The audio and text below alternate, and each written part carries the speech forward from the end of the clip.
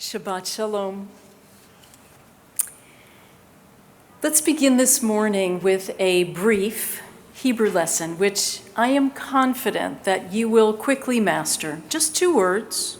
The first word is Matzav, which means situation. And now just one more. Ma is the Hebrew word for what. These 2 simple words form a question which is the simplest and most direct and comprehensive way to inquire, how are things really? And the response always cuts right to the essence of life in Israel. What one is really asking is, are you safe and secure? Have there been worrisome incidents? What is the political situation, and how does that affect your state of being and your state of mind? When you know the Matzav, you have all the information that you need. More than any other phrase, this refrain, Ma Matzav, echoes through my mind these days. What is the situation? The situation? This past Sunday evening through Monday, Jews worldwide commemorated Yom HaShoah, Holocaust Remembrance Day. It's observed here at Emanu-El in many different ways, but over the years, I've seen that the most compelling observance for our children and their parents is to hear the testimony from a survivor. Generations hence, our children will be able to say that they heard these stories themselves, that they were real, that they happened. And with the passing of each year, there are fewer and fewer survivors who are still able to recount their experiences. They lived through years when hateful words became barbaric acts, when they were barred first from attending school and thereafter from certain stores and public places, how their families lost their homes and businesses, and so for many, many, their loved ones.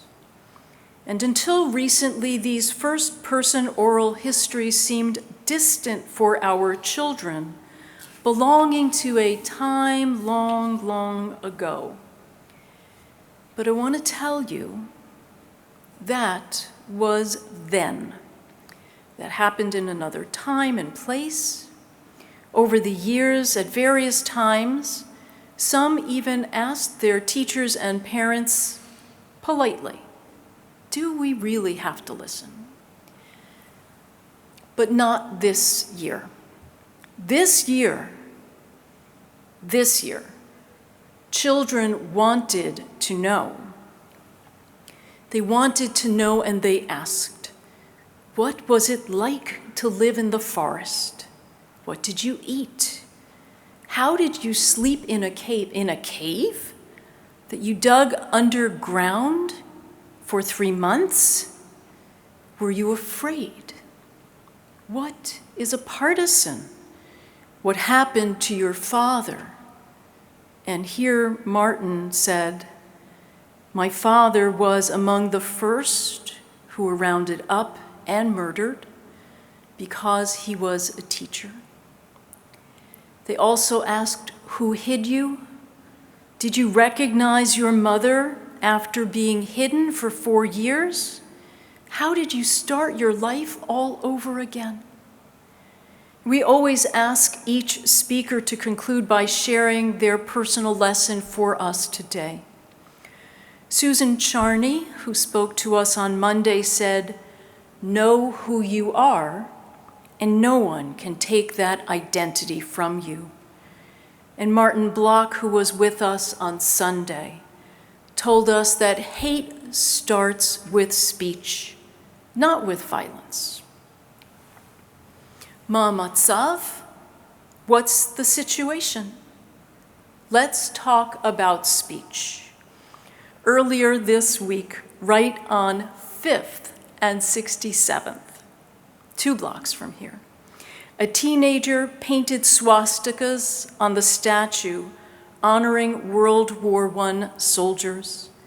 And you'll see that same kind of graffiti marring the walls at prestigious universities and in so many places right around our town.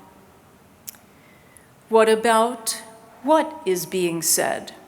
For example, hearing a phrase like, "You don't deserve to live," and worse, if that's possible, said to those wearing some identifiable Jewish symbol, such as a star, or perhaps the dog tags which so many are wearing in support of the hostages, or a kippah or tzitzit, when peacefully walking by a group of pro-Palestinian protesters. And though it's becoming more common, it is no less disturbing. On Thursday, you may have seen an article which was published in the New York Times that noted the growing proliferation of anti-Semitic tropes and coded rhetoric in political speech, words like globalist and billionaire puppeteer and elite.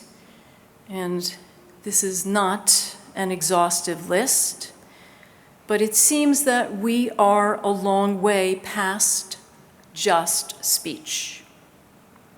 Consider this story included in a Haggadah written by Rabbi Jonathan Sacks about a British rabbi who went to help reinvigorate Jewish life in Russia in the early 1990s. A young woman approached him, upset that her neighbors from whom she had hidden her Jewishness for most of her life now mutter "Zid," a derogative Russian term for Jew when she passes. And the rabbi replied, "If you had not told me that you were Jewish, I would never have known. But with my hat and beard, no one could miss the fact that I am a Jew, and yet in all the months I have been here, no one has shouted Zid at me. Why do you think that is?" And the woman responded, "Because they know that if they shout Zid at me, I will take it as an insult. But if they shout Zid at you, you will take it as a compliment." A curse or a compliment? What Rabbi Sacks implied is the same lesson that Susan Charney taught us on Monday. Instead of looking outward to gauge and conform to what others think or say we are, to see how the winds are blowing, we need to craft our identity from within. While ritual has always carried us through good times and bad, it is Torah that has shaped our character and our actions. And no portion is more impactful than Kedoshim, holiness. It calls us to reach for the best within us. "You shall be holy because I, the Lord your God, am holy." What could be more inspiring? What could give us as Jews more confidence? It tells us we have what it takes.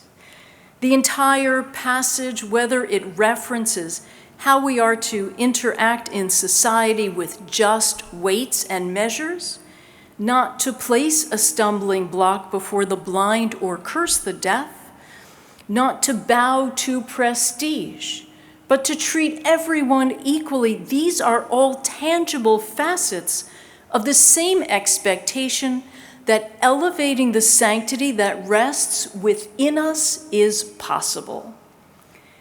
This holiness text also includes the most familiar and the most quoted, the most universal text, which represents the greatest challenge to us today: love your neighbor as yourself. And here Rashi quotes Rabbi Akiva, who exclaims, this. This is the ultimate and most fundamental principle in the Torah. This. So here it is in context. You heard it earlier in Hebrew. Listen to the way the commandments are phrased in both a positive and negative formulation. You shall not hate your brother in your heart. You shall surely rebuke your neighbor and not bear sin because of him. You shall not take vengeance, nor bear any grudge against members of your people, but thou shalt love your neighbor as yourself. I am the Lord. The boundaries of this biblical couplet range from the private feelings you may have for someone as closely related as a sibling. You may not hate him or her, to speaking with someone with whom you have differences, to the positive embrace that is expected for anyone within the community circle, regardless of the frequency of your exchanges or how well you know them. Kindly note, too, that there is no assumption made of the neighbor's behavior. The responsibility and the burden rests on us to extend love.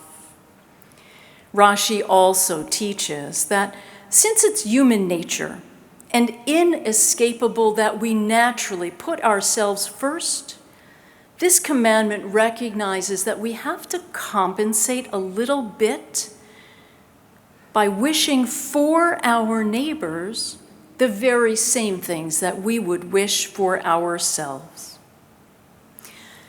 The biblical scholar Nechama Leibovitz wisely notes, feelings such as hate and love are hardly the object of command since they are not under human control. Yet do we need a definition to describe the roiling emotions that the Matzav, the current situation, evokes in us? We might also ask, who is a neighbor? Is a neighbor the student who has left their dorm to live in a tent on the campus lawn, but prevents others from free passage across the quad? The one who blocks traffic to make a political statement, while those who need to get across town, whether for a job, school, an appointment, or doctor's visit, or even a flight, are prevented from doing so? Is a neighbor the person defacing flyers or the one who doxes a colleague?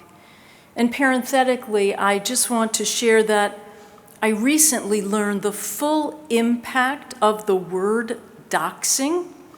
It is the intentional search for private information which is then published, typically for malicious intent. So that means outing someone in a way that undermines their standing and authority, perhaps even their livelihood. Is a neighbor the student for whom a professor has written a recommendation for their next program, only to learn that their personal views transcend their shared educational values and undermine your very being? How do we express love for those neighbors? Which brings me to a related question. How do we continue to partner with our neighbors as we had for so many years when those neighbors have become strangers? There's no easy answer for that today. In the Torah, caring for the stranger is mentioned more than any other mitzvah or commandment, some 36 times, derived from our personal experience of having been strangers in the land of Egypt, a memory which we renew every time we say Kiddush, every time Mi Chamocha is sung, Every time we tell the story of the Exodus, we teach the mitzvah of caring for the stranger in our midst.